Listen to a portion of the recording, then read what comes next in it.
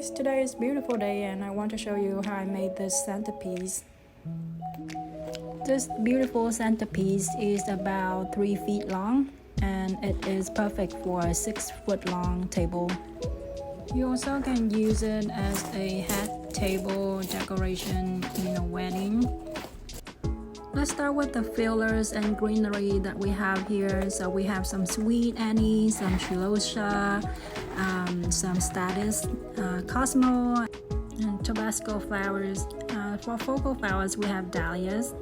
So I have here a floral oblong plate. If you cannot find it, you can use something else instead. I did use this drawer organizer before and it works just fine. So let me show you how to turn this 1 foot long plate to a 3 feet centerpiece. We will start with greenery. This sweet anise smells so good. I wish you guys can smell this with me. So we will start with trimming off some of the branches. Don't throw them away though, we will use it for later. Okay, so here comes the first tail. And then follow with the smaller branches. Now I'm gonna put in the other end. I love sweet anise. It smells so good and it looks really cool when it flowers. The flowers look like the little tiny diamond on the branches, and it's really easy to fill up the space. So now I'm just filling in more sweet anise to make the centerpiece look full and cover all the space and create a structure for the centerpiece. You don't have to use sweet anise, any other type of greenery would do. My other favorite greenery is camellia branches and eucalyptus. This is the apple of Peru. It lasts a long time in a vase and it's so easy to grow. The only problem that I have with apple of Peru is that I don't know when it will bloom. Sometimes I get the arrangement done and then I transport the arrangement to the event. Then I will see a lot of the flowers close up. But it's okay. I still love it for the pots and the leaves. Now I'm gonna add in the celosia. This is called flamingo purple. I got the seed from Johnny Seeds. Usually with celosia, it's only one stem only when it grows. You get one cut and that's it. But this variety actually branch out and it provides multiple stems per plant. So now we will put in the focal flowers.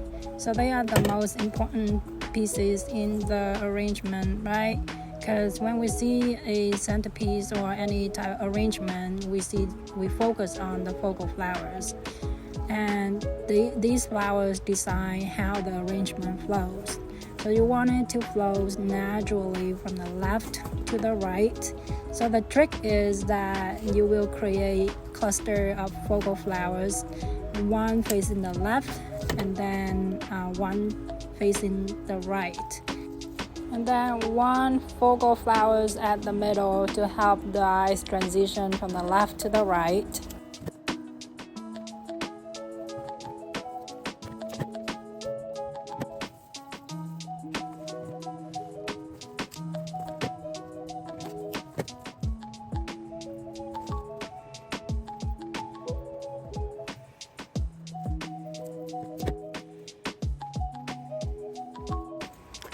To make a floral arrangement interesting, I love to play with colors and textures. I love to use the contrast colors and textures to add more characters to my centerpiece here or any type of my arrangement.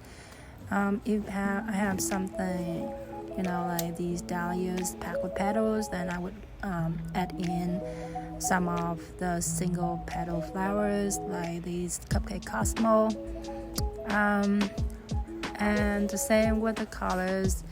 I have some light colors and then I have some pop of dark colors. I would encourage you to do your flower arrangement in front of the mirror so you can have a better look of your flowers and you can see what space you need to fill in. So the centerpiece will be placed right at the middle of the table, so don't forget to fill in the back. And there you go, a very beautiful organic centerpiece, perfect for your event.